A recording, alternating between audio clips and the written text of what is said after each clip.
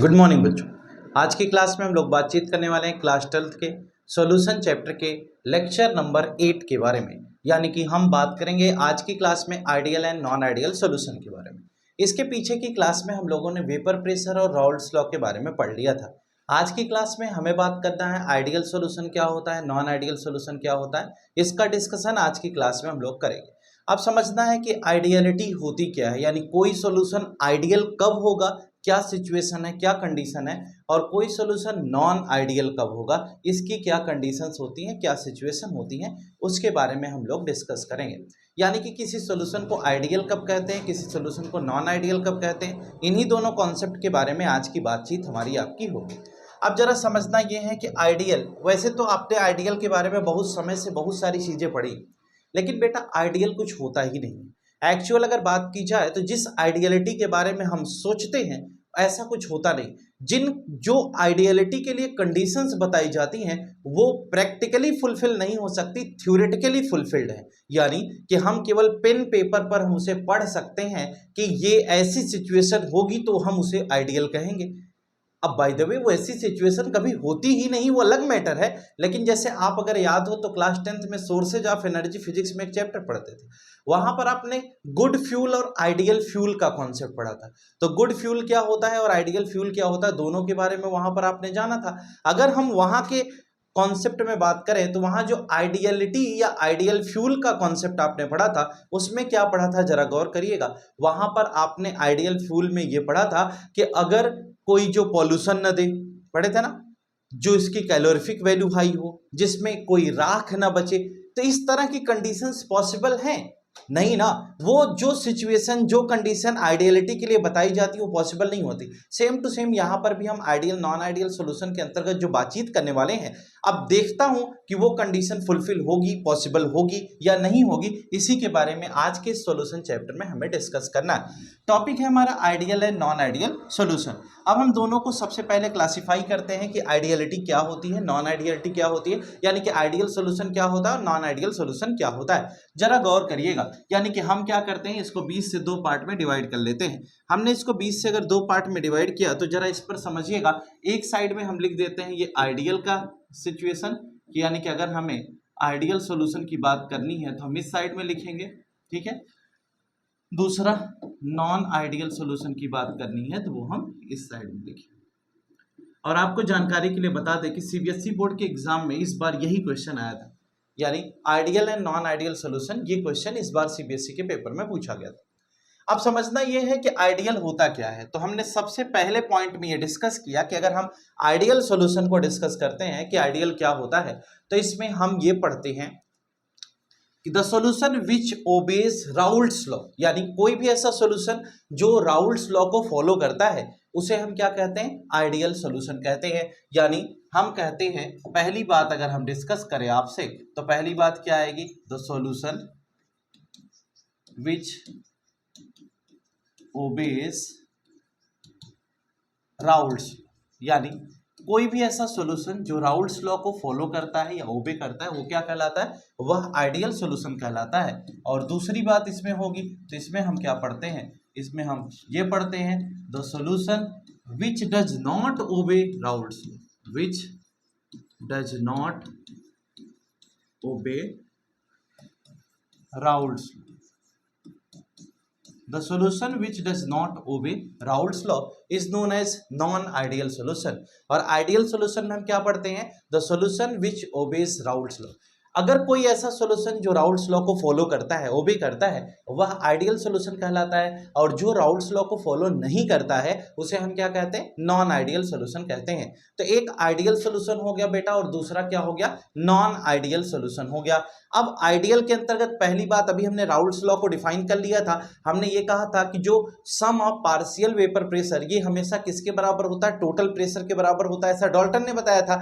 लेकिन राउल्ट ने ये कहा था कि जो प्रेशर एग्जर्ट हो रहा है आउटर बाउंड्री पर वो हमेशा इंडिविजुअल कंपोनेंट के मोल फ्रैक्शन के बराबर होगा। तो वो बात हम यहां से डिफाइन कर पाएंगे। अगर हम कहते हैं कोई इस रूल को, इस लॉ को, इस कॉन्सेप्ट को फॉलो करता है तो आइडियल सॉल्यूशन है, अगर नहीं करता है तो वो नॉन आइडियल सॉल्यूशन कहा जाएगा। ये पहली बात हो गई। अब पहली बात से हम दूसरी बात की तरफ चलते हैं। तो दूसरा कॉन्सेप्ट राउल्ट ने क्या ये आइडियल सॉल्यूशन में क्या दिया गया।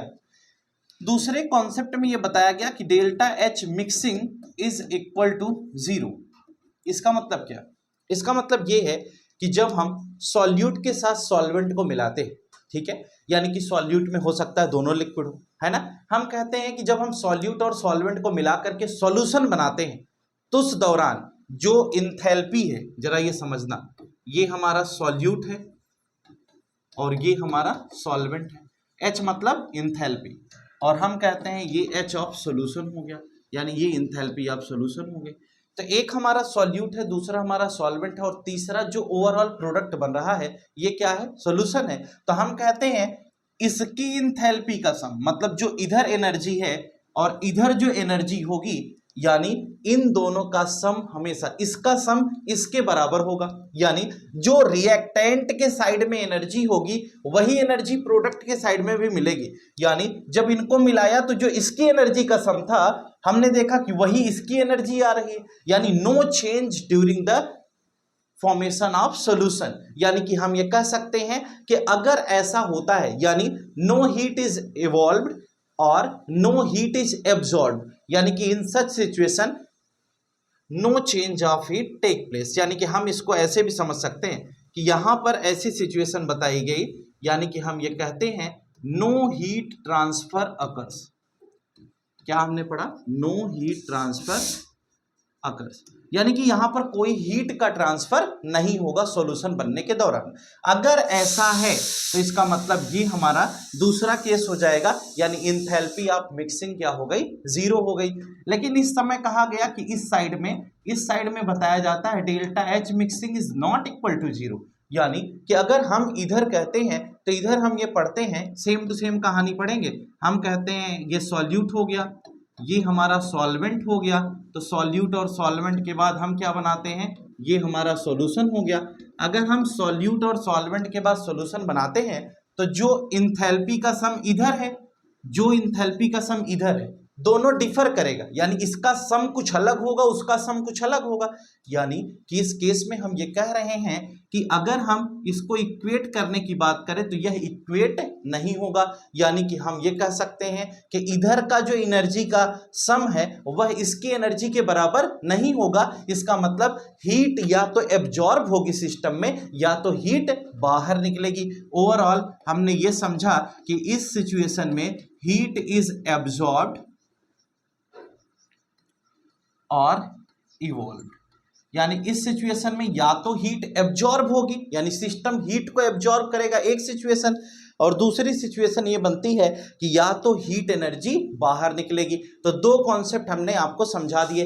इस दो कॉन्सेप्ट के बाद हम तीसरे की तरफ अगर बढ़ते हैं बेटा, तो तीसरा कॉन्सेप्ट इसमें क्या बताया गया, तीसरा कॉन्सेप्ट ये बताया गया कि delta V mixing is equal to 0, और यहां बताया गया तीसरे कॉन्सेप्ट में कि delta V mixing is not equal to 0, यानी इस केस में कहा गया कि हीट एब्जॉर्ब होगी या इवॉल्व होगी। अब जरा समझना बेटा कि क्या आपको ऐसा लगता है कि दो चीजों को मिलाओ और एनर्जी में चेंज नहीं हो, अगर एनर्जी में चेंज नहीं होगा तो प्रोडक्ट स्टेबल होगा क्या, नहीं ना।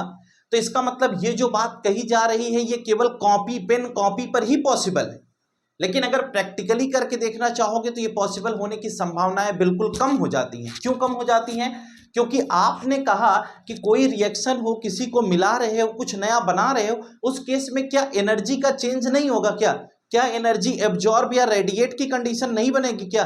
तो सोचनीय विषय है ना ये। तो इसका मतलब हम ये कह सकते हैं कि delta H mixing is equal to 0 का जो कॉन्सेप्ट बताया गया उसमें ये बताया जाता है कि हीट या तो एब्जॉर्ब होगी या तो इवॉल्व होगी, लेकिन इस केस में कहा जा रहा है कि डेल्टा एच मिक्सिंग 0 होगी, यानी नो हीट इज एब्जॉर्ब और नो हीट इज इवॉल्व। तो ऐसी सिचुएशन पॉसिबल नहीं है, यानी कि हम थ्योरेटिकली तो कहते हैं लेकिन प्रैक्टिकली इसको कर पाना बड़ा मुश्किल है। इसलिए यह आइडियल सॉल्यूशन के अंतर्गत ये कंडीशन दी गई है और ये फुलफिल हो यह जरूरी नहीं है। तो तीसरे बात पे आइए, हमने कहा कि वॉल्यूम हमने सॉल्यूट का ले लिया, अब हमने वॉल्यूम किसका ले लिया, सॉल्यूशन का ले लिया।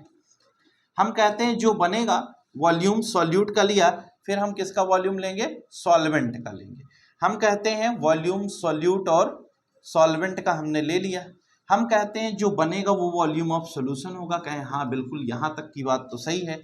हम यही कहानी यहाँ पर भी पढ़ते हैं कि वॉल्यूम हमने सॉल्यूट का ले लिया, वॉल्यूम हमने सॉल्वेंट का ले लिया, हम कहते हैं जो बनेगा वह वॉल्यूम ऑफ सॉल्यूशन है। कहें हाँ बिल्कुल सही बात है। हम कहते हैं कि ये हमेशा हमेशा क्या होगा, एक दूसरे के बराबर नहीं होगा, लेकिन इसमें क्या होगा, इसमें एक दूसरे के बराबर होगा और इसमें बराबर नहीं होगा। अब जरा समझना, इसका एग्जाम्पल से आपको समझाता हूं। हमने कहा 1 लीटर पानी ले लिया और 1 लीटर दूध ले लिया और एक खाली डिब्बा ले लिया। 3 कहानी है। 1 लीटर पानी ले लिया, 1 लीटर दूध ले लिया, एक खाली डिब्बा ले लिया। हमने कहा कि इस पानी को भी इस डिब्बे में डाल दिया, इस दूध को भी इस डिब्बे में डाल दिया। तो क्या आपको लगता है कि एक्यूरेटली जो तीसरा डिब्बा है उसमें 2 लीटर मिलेगा? अब जहन में तो बात आती है हाँ बिल्कुल मिलेगा, क्योंकि सर 1 लीटर वो 1 लीटर वो, तो 2 लीटर मिलेगा। इसका मतलब कि आप ये कह सकते हो कि जो अभी आपके पास जिसमें 1 लीटर लिए थे, अब उसमें कोई ड्रॉपलेट्स प्रेजेंट नहीं है। क्या ऐसा पॉसिबल है? क्या उसमें 1, 2 बूंद, 4 बूंद, 6 बूंद पानी बचता नहीं है? क्या हाथ से आप बिल्कुल खींच कर बाहर निकाल लेते हो क्या पानी को? नहीं ना, ऐसी सिचुएशन तो होती नहीं। इसका मतलब जब आप 2 चीजों को मिलाकर तीसरा बना रहे हैं, तो जो इसके सम का वॉल्यूम है, यानी इसके वॉल्यूम का जो सम है, वो हमेशा इसके बराबर हो यह जरूरी नहीं है। लेकिन यहां पर दिखाया गया कि जो वॉल्यूम होगा वो हमेशा बराबर होगा। अगर ऐसी सिचुएशन है कि 2 चीजों को आपने मिलाया, मिलाने के बाद कोई तीसरा बनाया, और जो दोनों को मिलाकर तीसरा बना रहे हैं, ऐसी सिचुएशन में अगर इधर का वॉल्यूम उधर के वॉल्यूम के बराबर हो जाता है, तो वो सॉल्यूशन क्या कहलाएगा? वह आइडियल कहलाएगा। और अगर ऐसा नहीं होता है तो वो सॉल्यूशन क्या कहलाएगा? नॉन आइडियल कहलाएगा। तो एक सिचुएशन हमारी आइडियल सॉल्यूशन की बनी और दूसरी सिचुएशन हमारी नॉन आइडियल की बनती है। आइडियलिटी का केस होता है जब 2 चीजों को मिलाकर हम तीसरा बनाते हैं और पहले दोनों के वॉल्यूम का सम अगर लास्ट में जो तीसरा बन रहा है उसके वॉल्यूम के बराबर होता है, तो इसका मतलब वहां पर हम ये कहते हैं कि ये हमारा आइडियल सॉल्यूशन है, यानी कि यह आइडियलिटी की सिचुएशन है। लेकिन दूसरी केस में हम क्या पढ़ते हैं, अगर पहले दोनों का जो सॉल्यूशन है, वॉल्यूम का सम है, वह तीसरे यानी कि सॉल्यूशन के बराबर नहीं आता है, इसका मतलब वह आइडियलिटी की कंडीशन नहीं होती है। इसका मतलब हम उसमें ये पढ़ते हैं कि वह नॉन आइडियल सॉल्यूशन है, और इस साइड में हमने क्या पढ़ लिया, वह आइडियल सॉल्यूशन है। ये तो आइडियल और नॉन आइडियल सॉल्यूशन की डिफिनीशन की बात। जब आपके बोर्ड एग्जाम में कभी कभार ये क्वेश्चन पूछा जाता है, वैसे इसके आने की संभावनाएं मैक्सिमम रहती हैं, तो उस दौरान ये क्वेश्चन ऐसे ही आता है जैसे आपको बताया गया। तो इसमें बहुत घबराने परेशान होने की कोई जरूरत नहीं। तो ये तो हो गई किसकी कहानी, आइडियल नॉन आइडियल सॉल्यूशन की। अब बेटा ये तो 3 ऐसे पार्ट में हमने डिफाइन किया आइडियल नॉन आइडियल को, जो कि एकदम बेसिक कॉन्सेप्ट थे। कभी आइडियल नॉन आइडियल सॉल्यूशन अगर एग्जाम के दौरान पूछ लिया जाए तो आप उसको कैसे सॉल्व करेंगे, जैसे यहां पर हमने बताया। अब हम कहते हैं कि अगर हम आइडियल नॉन आइडियल सॉल्यूशन से थोड़ा सा आगे की तरफ चलते हैं, तो इस आइडियल और नॉन आइडियल सॉल्यूशन को हम मॉलिक्यूलर लेवल पर भी डिफाइन करते हैं। यानी कि अगर हम इस आइडियल और नॉन आइडियल सॉल्यूशन को मॉलिक्यूलर लेवल पर डिफाइन करने की बात करें, तो हम उसमें कैसे इसको समझेंगे, ये बात हम आपको समझाते हैं। यानी कि अगर इस कॉन्सेप्ट को लेकर के हम मॉलिक्यूलर लेवल की कहानी पढ़ते हैं, तो मॉलिक्यूलर लेवल पर हम आइडियल और नॉन आइडियल सॉल्यूशन को कैसे समझते हैं, जरा सुनना। तो चलिए आगे बढ़ते हैं और हम मॉलिक्यूलर लेवल पर आइडियल और नॉन आइडियल सॉल्यूशन की बात करते हैं। यानी हमने कहा कि एट मॉलिक्यूलर लेवल,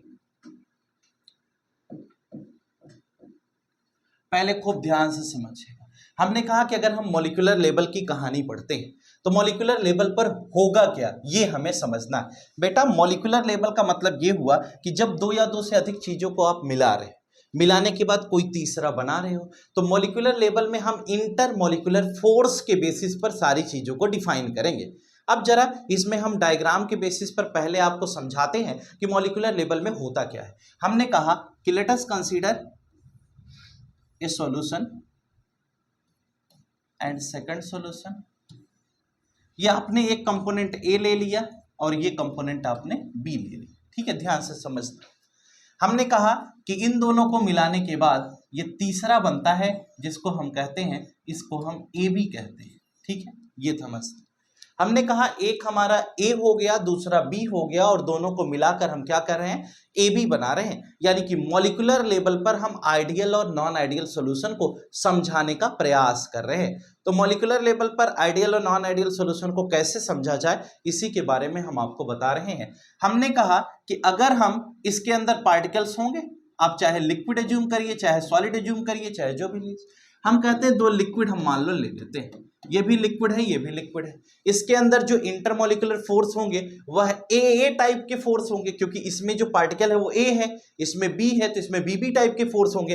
तो हम ये कहते हैं कि यहां पर जो फोर्स है वह आईएमएफ किसका है, आईएमएफ ऑफ ए टाइप, यानी कि इसमें जो इंटरमॉलिक्यूलर फोर्स है वो कैसा है, ए टाइप का है। और दूसरा हम ये कहते हैं कि इसमें जो इंटरमॉलिक्यूलर फोर्स है वह कैसा है, बीबी टाइप का है। ठीक है, तो इंटरमॉलिक्यूलर फोर्स ए वाले कंपोनेंट में ए टाइप का है, यानी ये जो पार्टिकल्स के बीच में आईएमएफ लग रहा है इसकी बात कर रहे हैं, ये जो पार्टिकल्स के बीच में आईएमएफ लग रहा है इसकी बात कर रहे हैं। तो यहाँ ए टाइप का अट्रैक्शन है, यहाँ बीबी टाइप का अट्रैक्शन है। कहते हैं कि जो बन रहा है उसमें क्या है, उसमें EMF IMF of A B, यानी कि इसमें जो अट्रैक्शन होगा पार्टिकल्स में वह ए बी टाइप का अट्रैक्शन है। कैसा है, ए बी टाइप का अट्रैक्शन है, यानी यहां ए टाइप का है, यहां बीबी टाइप का है, और यहां ए बी टाइप का है। तो मॉलिक्यूलर लेवल पर यह समझाया गया कि अगर चाहे ए टाइप का हो चाहे बीबी टाइप का हो, वह अगर ए बी टाइप के अट्रैक्शन के बराबर हो जाए तो इसे हम आइडियल सॉल्यूशन कहें। क्या सर समझ में नहीं है? हम कहते हैं जो यहां पर अट्रैक्शन है, जो यहां ए और बी पार्टिकल के बीच में है, मतलब एक पार्टिकल ये था, एक पार्टिकल ये था, ये ए था, ये बी था, हम कहते हैं इसके बीच का जो आईएमएफ है वो वही हो जो इसके बीच का है या इसके बीच का है, यानी इन दोनों के बीच का बराबर होना चाहिए। यानी कि हम ये कह सकते हैं कि अगर इसके बीच का जो अट्रैक्शन है वही इसके बीच का अट्रैक्शन है, यानी कि मॉलिक्यूल्स में किसी प्रकार का चेंज नहीं हुआ, यानी जो अट्रैक्शन यहां था, जो अट्रैक्शन यहां था, वही अट्रैक्शन यहां भी देखने को मिलेगा।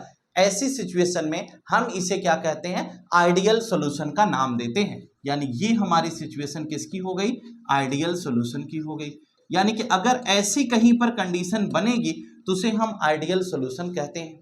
अब ये जरूरी तो है नहीं बेटा कि ऐसा ही पॉसिबल हो। कहें सर समझ नहीं आ रहा है, मजा नहीं आ रहा, कैसे पॉसिबल होगा? हम कहते हैं कि ये यहां जो अट्रैक्शन है, जो यहां अट्रैक्शन है, अगर मान लो इसके बीच का अट्रैक्शन और इसके बीच का अट्रैक्शन सेम भी हो गया, सपोज कर लीजिए थोड़ी देर के, यानी ये एक लिक्विड है, ये एक लिक्विड है, जितना आईएमएफ यहां पर पार्टिकल के बीच में उतना ही आईएमएफ यहां भी पार्टिकल के बीच में, सपोज करिए ये सिचुएशन हो गई। हमने कहा बेटा जब इन दोनों को मिलाएंगे तो ये इसके साथ मिलेगा, तो हो सकता है इसके बीच में जो आईएमएफ है वो ज्यादा हो जाए, हो सकता है इसके बीच का आईएमएफ कम हो जाए। कहें हाँ सर बिल्कुल हो सकता है, लेकिन ये भी तो हो सकता है कि उसके बीच का आईएमएफ वही रह जाए जो यहां था। कहीं इसके चांसेस तो कम है, तभी तो ये आइडियल है ना। हमने कहा कि जो यहां आईएमएफ है या जो यहां आईएमएफ है, अगर वही आईएमएफ यहां पर नजर आता है तो इसका मतलब वह आइडियल सॉल्यूशन कहलाता है। तो बच्चे ने कहा कि सर ये तो दिमाग में बात कम जाता है, क्यों? क्योंकि हमारे जहन में ये सवाल उठ जाता है कि क्या ऐसा पॉसिबल होगा कि इसका आईएमएफ इसके आईएमएफ के बराबर हो और इन दोनों के आईएमएफ में से किसी एक का आईएमएफ इसके बराबर हो। कहें सर थोड़ा कठिन तो है, लेकिन हो सकता है कि किसी सिचुएशन में, किसी कंडीशन में कोई ऐसी क्राइटेरिया बने तो ये दोनों बराबर आए। कहें हाँ तो ठीक है, आपकी बात हमने एक्सेप्ट कर लिया और हमने कहा कि अगर ऐसा केस बनता है तो वह आइडियल सॉल्यूशन का होगा। फिर किसी के जहन में यह सवाल आता है कि सर अगर ऐसा ना हुआ तो, अगर हाँ सर ऐसा ना हुआ तो, यानी कि अगर आईएमएफ ऑफ बीबी, ठीक है ध्यान से सुनना, is not equal to IMF of A B, अगर ऐसी सिचुएशन नहीं बनी तो हम क्या करें?